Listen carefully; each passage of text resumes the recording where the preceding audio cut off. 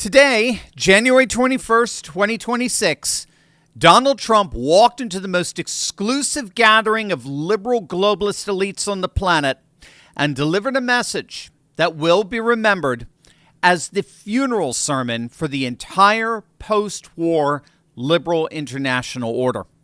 What he just said in that room wasn't just a speech.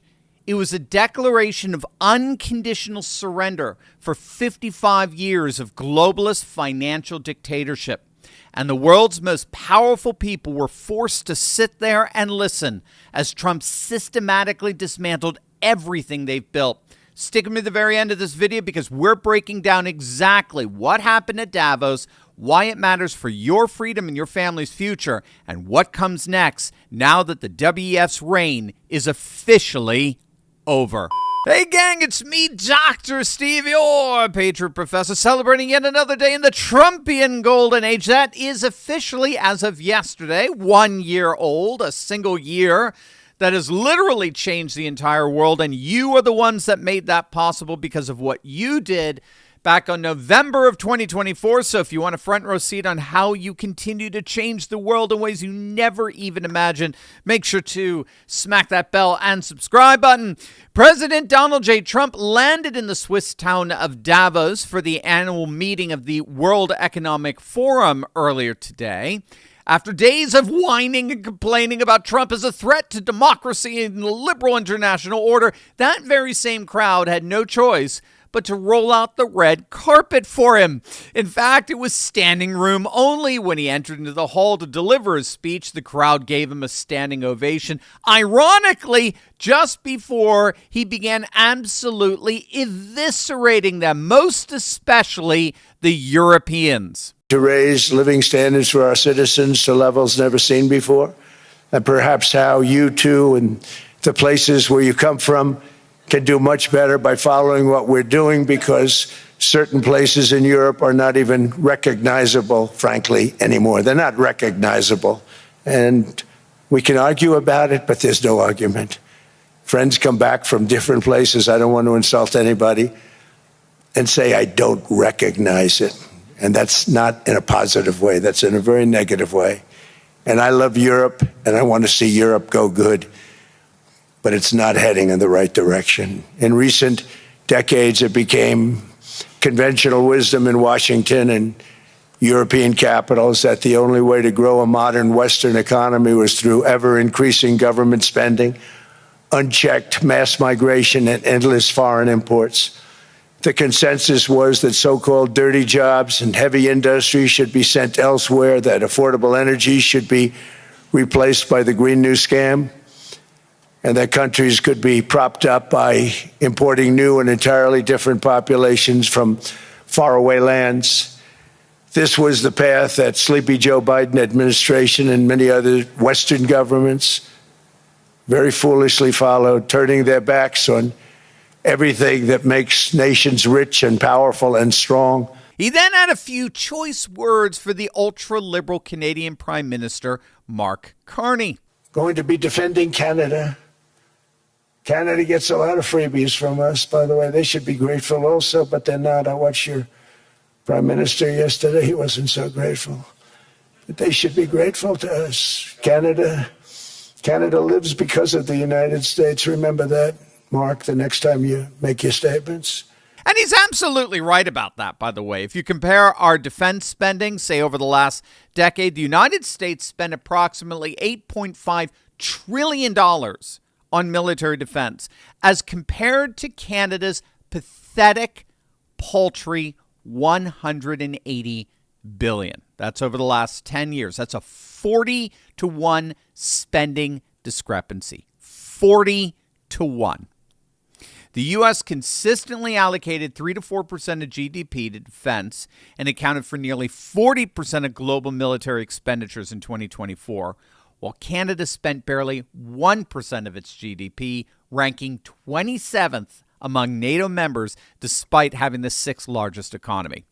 They exist because of us, and yet Mark Carney and his liberal ilk have the gall to think they can spend all day criticizing us. But that was nothing compared to the humiliation he subjected French President Emmanuel Macron to. Prove it. I said, I guarantee you. But I actually sided with Emmanuel, who probably is in the room too. And I like him. I actually like him. Hard to believe, isn't it? And I said, Emmanuel, you're going to have to lift the price of that pill to $20, maybe $30. Think of that. That means it's a doubling of prescription drugs. Might be a tripling, might be a quadrupling. It's not easy. No, Donald, I will not do that. I said, yes, you will, 100%. He said, no. You're asking me to double. I said, Emmanuel, you've been taking advantage of the United States for 30 years with prescription drugs. You really should do it, and you will do it. I have no doubt. In fact, I am 100% sure you're going to. No, I will not do it. I said, Emmanuel, you're going to be doubling or tripling? No. I said, here's the story, Emmanuel. The answer is you're going to do it. You're going to do it fast. And if you don't, I'm putting a 25% tariff on everything that you sell into the United States and a 100% tariff on your wines and champagnes. And that's about 10 times more than what I'm requesting. And you're going to do it. I don't want to go public with it, but you may make me do that. No, Donald, I will do it. I will do it. Yeah, that was humiliating. And Macron was in the room. Now, if you don't know, he had gotten up earlier yesterday before that very same audience and excoriated the United States for tariffing European countries and demanding to take possession of Greenland. And he said France is standing up to him. And Trump just completely embarrassed him. With him in the audience by reminding him who really has the power here. And that when those two are together in the same room, it's Macron that always bends the knee. Demonstrably so, by the way. And then, speaking of Greenland, Trump turned his ire towards the whining liberals in Denmark. In 2019, Denmark said that they would spend over $200 million to strengthen Greenland's defenses. But as you know, they spent less than 1% of that amount. 1%. There's no sign of Denmark there. And I say that with great respect for Denmark, whose people I love, whose leaders are very good. It's the United States alone that can protect this giant mass of land, this giant piece of ice, develop it and improve it and make it so that it's good for Europe and safe for Europe and good for us. And that's the reason I'm seeking immediate negotiations to once again discuss the acquisition of Greenland by the United States, just as we have acquired many other territories throughout our history, as many of the European nations have. They've acquired. There's nothing wrong with it.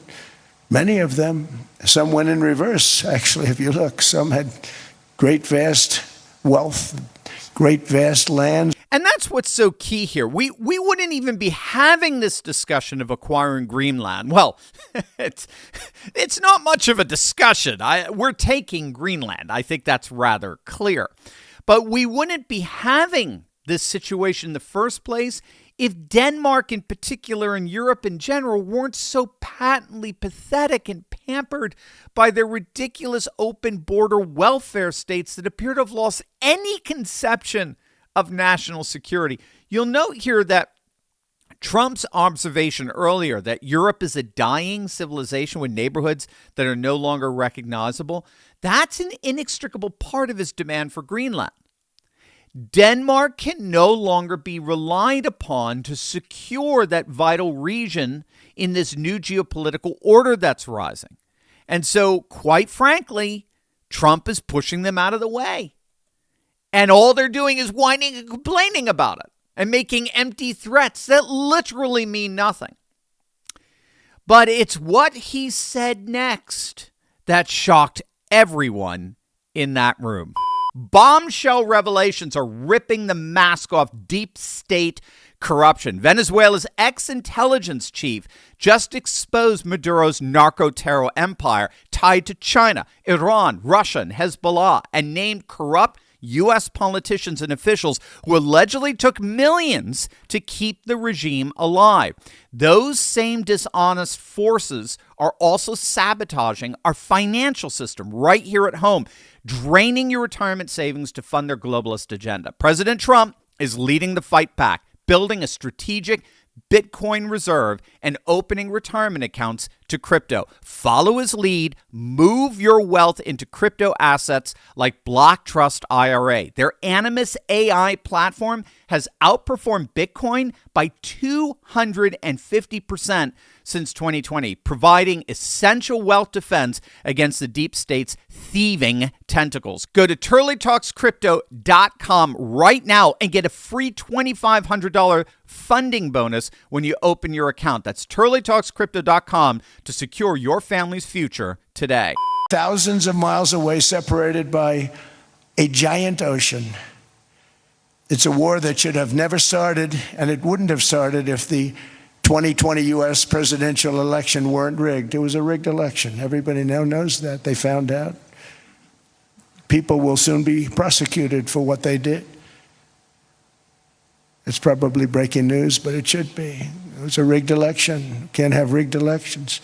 You need strong borders, strong elections, and ideally a good press. I always say it. Strong borders, strong elections, free, fair elections, and a fair media. So that was certainly some breaking news there. Arrests and prosecutions are coming for the rigged 2020 election. Now, we predicted this. We predicted he was going to be talking about this at Davos. Well, with the wonderful help from a wonderful article from Zero Hedge that predicted how Trump was about to terminate the World Economic Forum's influence and send a message that the era of globalist shenanigans is over. And he was going to focus on two demonstration projects. That's how Zero Hedge put it. Two demonstration projects. First, Greenland, making American control inevitable before global elites can mobilize opposition. That's already underway, right? The forum literally invited Greenland as a separate entity. Denmark is furiously boycotting this WEF meeting in Davos because Davos had the gall of inviting a Greenland party as a separate entity, completely independent of Denmark. They couldn't, so Denmark is furious about that. But then secondly, Trump was going to bring up election fraud revelations. And this is inextricably linked to the arrest of Venezuela's Nicolas Maduro. That is opening up evidence about Smartmatic voting that's centered in Caracas. Smartmatic voting systems that have been sold to all comers, rigging elections all around the world. So Zero Hedge was suggesting that plea bargain talks have already been underway in Brooklyn, and that's going to lead to revelations about 2020 election irregularities in states like Georgia and Arizona and Wisconsin and Pennsylvania. And that's not just going to destroy Democrat credibility. It's now going to set the stage for worldwide prosecutions for all the ways Venezuela was ground zero for rigging elections all over the world. Rigged elections that were encouraged and supported by the demons in Davos to have regimes in place that would allow them to enact their nefarious plans for the world. That's why they were so stunned by what Trump just said there. This is a complete reset of American and international electoral integrity. That's what Trump is really doing at Davos. He is not negotiating with this globalist elite. He's showing them that their entire system, the one where unelected billionaires and bureaucrats set policy for sovereign nations, is over. It's finished. It is done. I like very much the way the ladies over at Promethean Updates put it. What we're witnessing in Davos here with Trump's unprecedented 300-person Davos delegation, including cabinet members, corporate leaders, and the like. I mean, basically, D.C. and Trump's inner entourage has taken over Davos. What we're seeing here really is nothing less than a hostile takeover of the World Economic Forum's globalist architecture. Trump, of course, has already pulled out he's pulled out of 66 international organizations. So we're talking like a bunch of UN organizations, like UN Population Fund, UN Framework Convention on Climate Change, the UN Women's Group, UN Oceans, UN Water, UN Peace Building Commission. The United States no longer has anything to do with that nonsense. Trump is systematically dismantling the entire globalist order. And the globalist par excellence, the WEF, literally had to roll out the red carpet for him to do it. Talk about humiliation. We are witnessing the complete collapse of the globalist system in real time. And no one does it better than Donald J. Trump.